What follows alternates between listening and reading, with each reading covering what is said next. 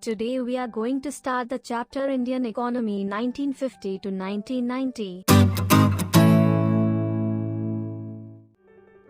Introduction. On the 15th of August 1947, India woke to a new dawn of freedom. Finally we were masters of our own destiny after some 200 years of British rule. The job of nation building was now in our own hands. The leaders of independent India had to decide, among other things, the type of economic system most suitable for our nation, a system which would promote the welfare of all rather than a few. There are different types of economic systems, and among them, socialism appealed to Jawaharlal Nehru the most. However, he was not in favor of the kind of socialism established in the former Soviet Union, where all the means of production, i.e. all the factories and farms in the country, were owned by the government. There was no private property. It is not possible in a democracy like India for the government to change the ownership pattern of land and other properties of its citizens in the way that it was done in the former Soviet Union.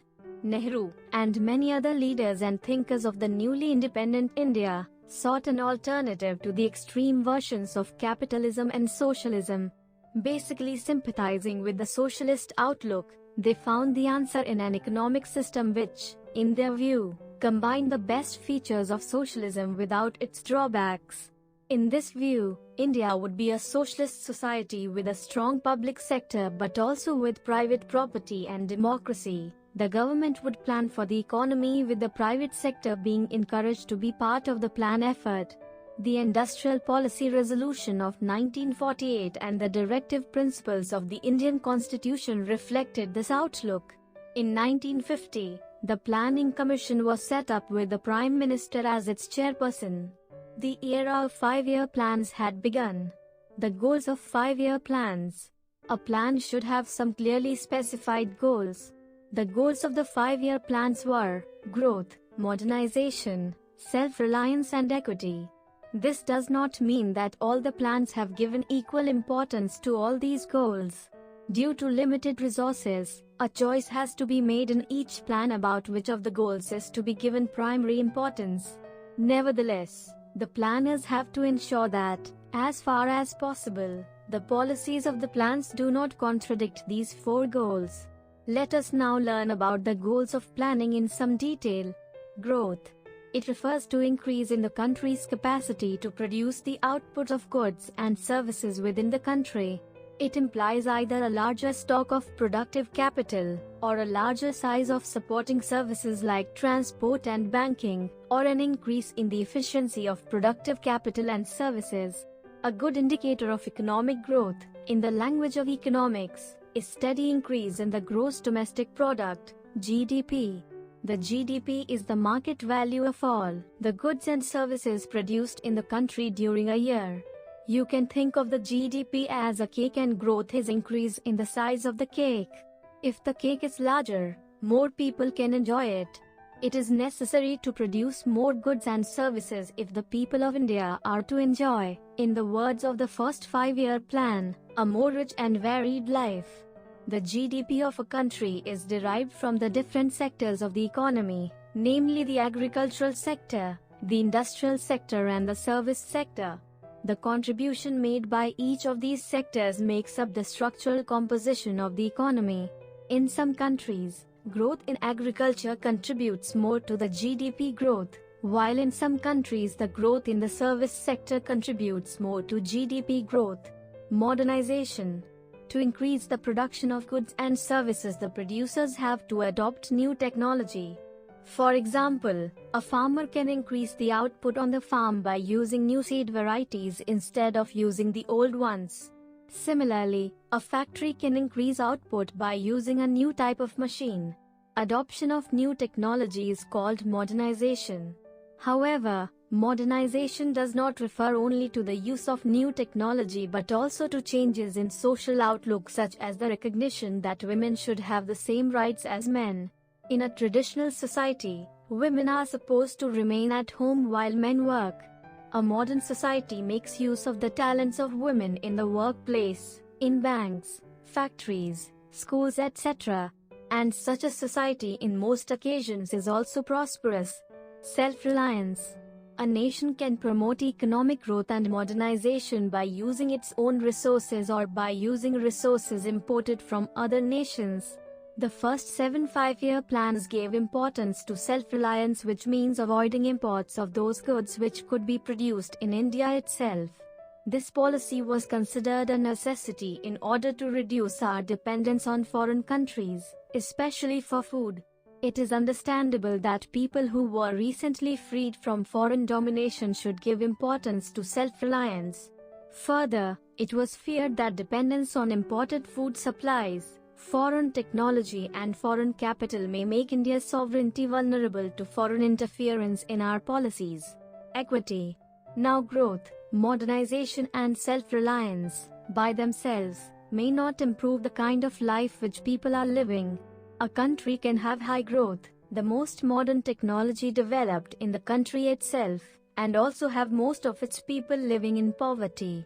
It is important to ensure that the benefits of economic prosperity reach the poor sections as well instead of being enjoyed only by the rich. So, in addition to growth, modernization and self-reliance, equity is also important. Every Indian should be able to meet his or her basic needs such as food, a decent house, education and health care, and inequality in the distribution of wealth should be reduced.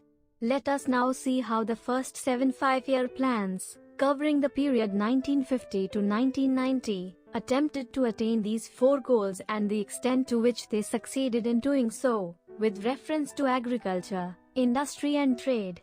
You will study the policies and developmental issues taken up after 1991 in Chapter 3, Agriculture. You have learnt in Chapter 1 that during the colonial rule there was neither growth nor equity in the agricultural sector.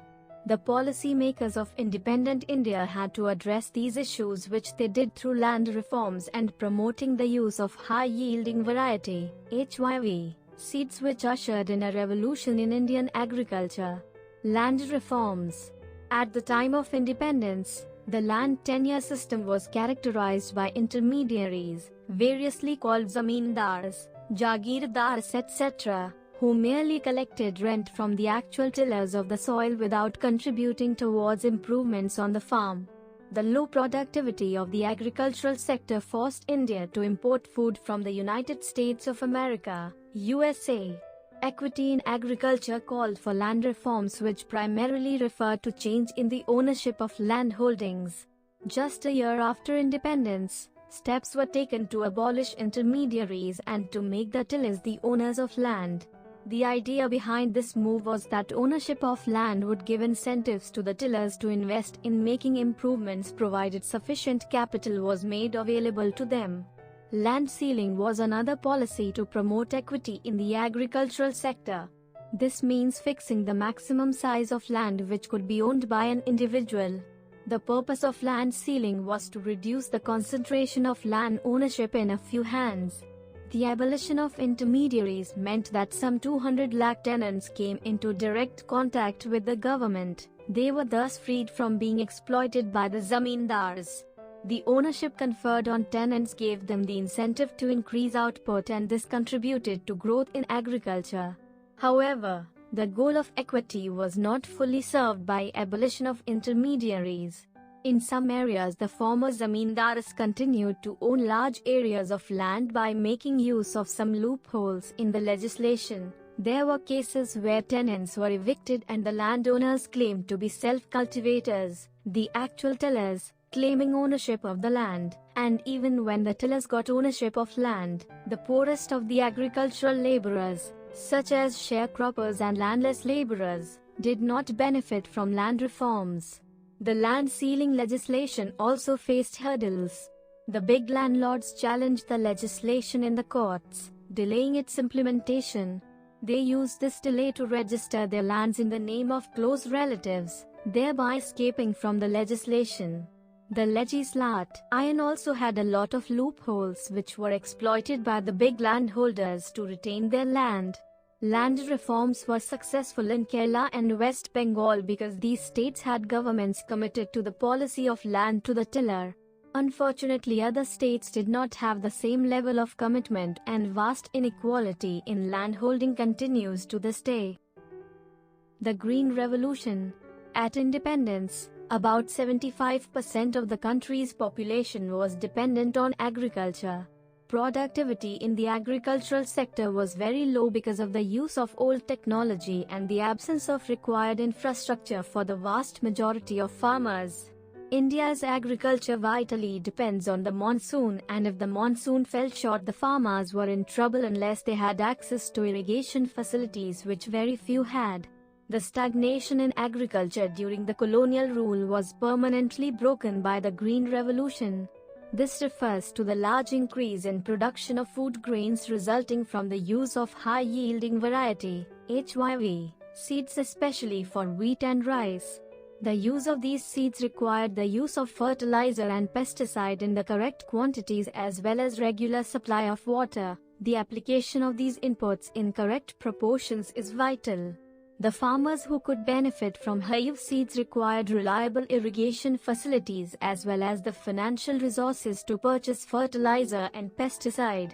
As a result, in the first phase of the Green Revolution, approximately mid-1960s up to mid-1970s, the use of HYV seeds was restricted to the more affluent states such as Punjab, Andhra Pradesh, and Tamil Nadu.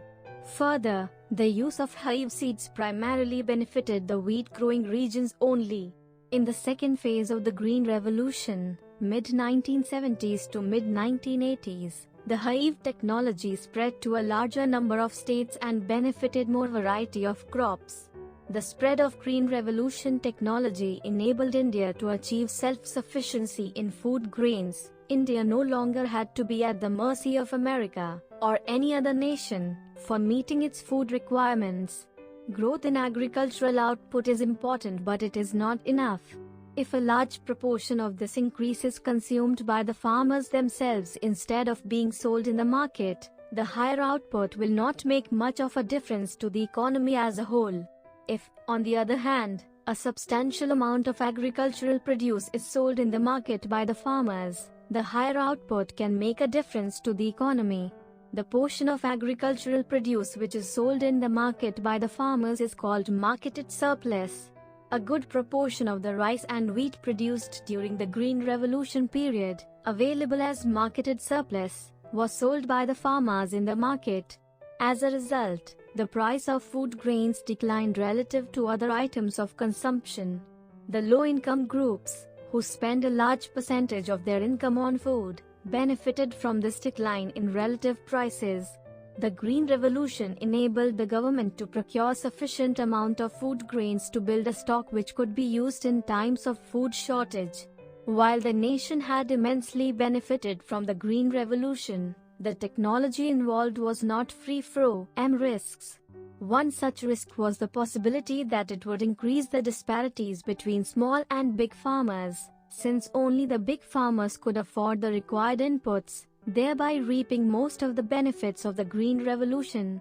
Moreover, the HYV crops were also more prone to attack by pests, and the small farmers who adopted this technology could lose everything in a pest attack.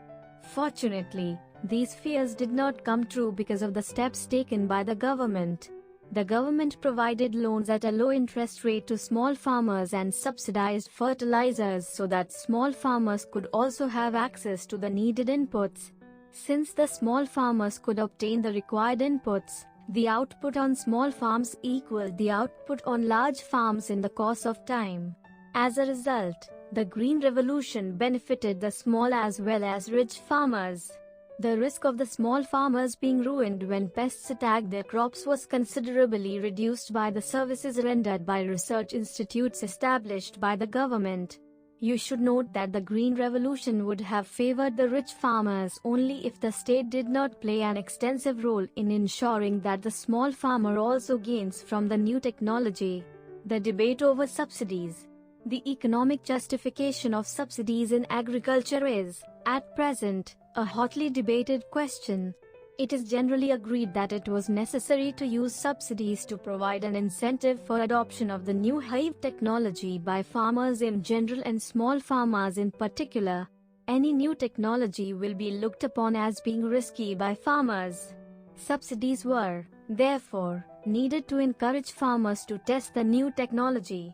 Some economists believe that once the technology is found profitable and is widely adopted, subsidies should be phased out since their purpose has been served. Further, subsidies are meant to benefit the farmers, but a substantial amount of fertilizer subsidy also benefits the fertilizer industry, and among farmers, the subsidy largely benefits the farmers in the more prosperous regions. Therefore, it is argued that there is no case for continuing with fertilizer subsidies. It does not benefit the target group and it is a huge burden on the government's finances. On the other hand, some believe that the government should continue with agricultural subsidies because farming in India continues to be a risky business. Most farmers are very poor and they will not be able to afford the required inputs without subsidies. Eliminating subsidies will increase the inequality between rich and poor farmers and violate the goal of equity. These experts argue that if subsidies are largely benefiting the fertilizer industry and big farmers, the correct policy is not to abolish subsidies but to take steps to ensure that only the poor farmers enjoy the benefits.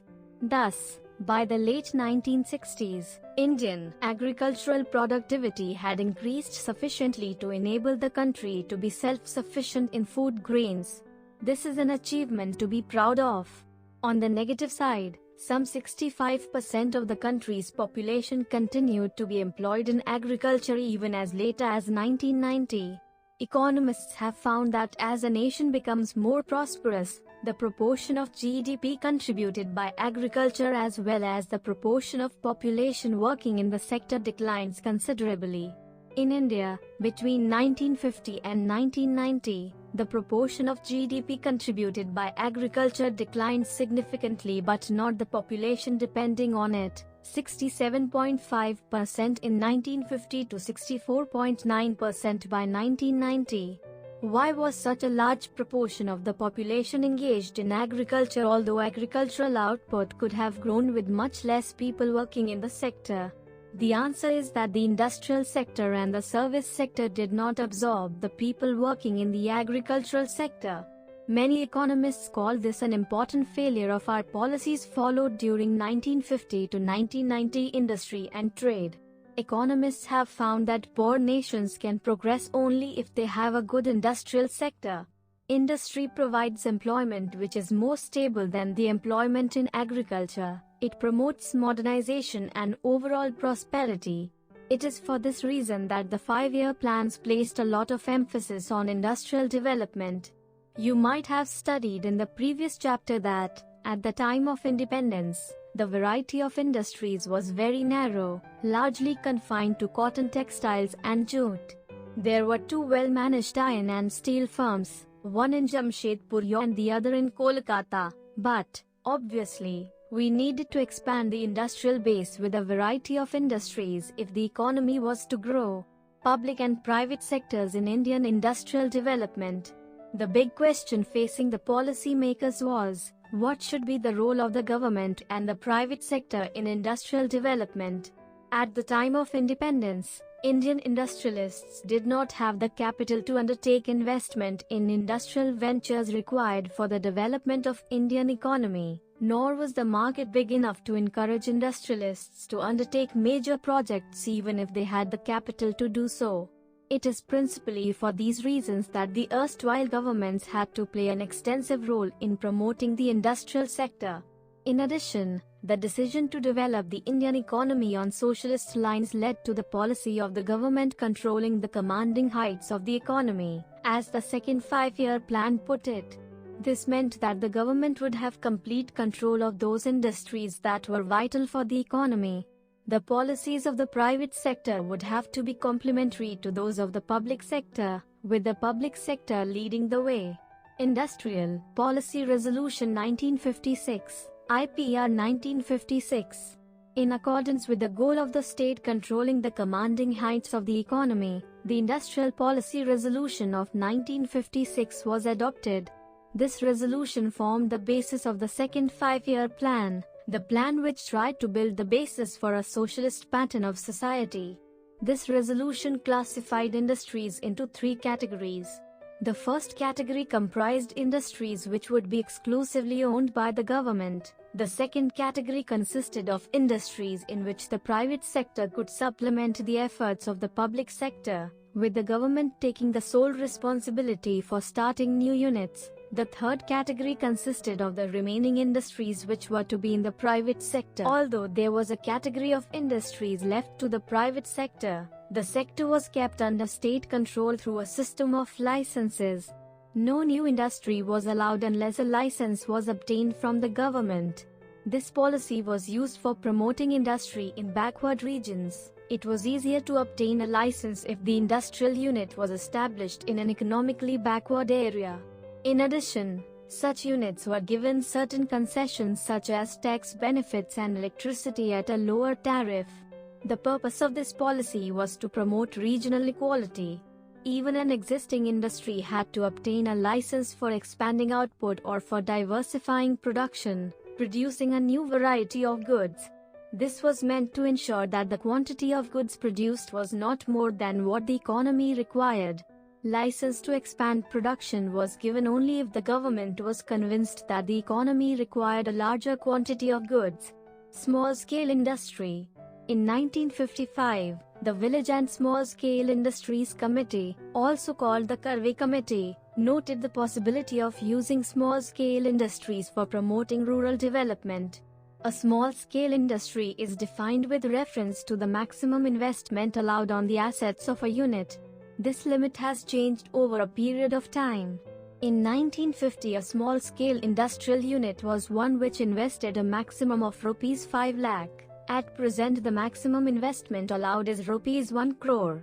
It is believed that small-scale industries are more labor-intensive, i.e., they use more labor than the large-scale industries and, therefore, generate more employment.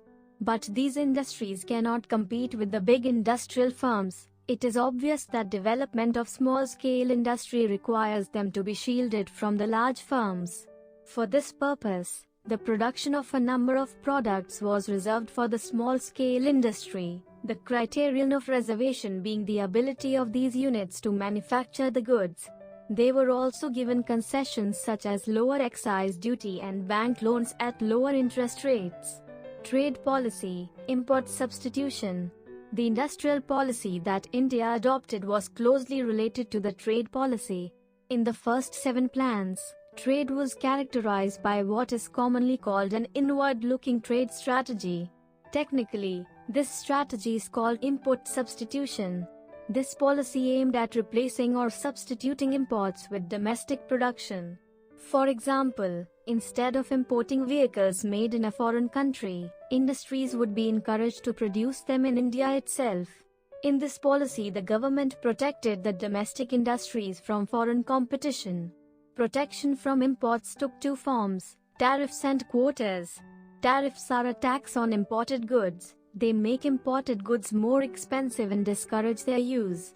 Quotas specify the quantity of goods which can be imported. The effect of tariffs and quotas is that they restrict imports and, therefore, protect the domestic firms from foreign competition. The policy of protection was based on the notion that industries of developing countries were not in a position to compete against the goods produced by more developed economies. It was assumed that if the domestic industries were protected, they would learn to compete in the course of time. Our planners also feared the possibility of foreign exchange being spent on import of luxury goods if no restrictions were placed on imports. Nor was any serious thought given to promote exports until the mid-1980s.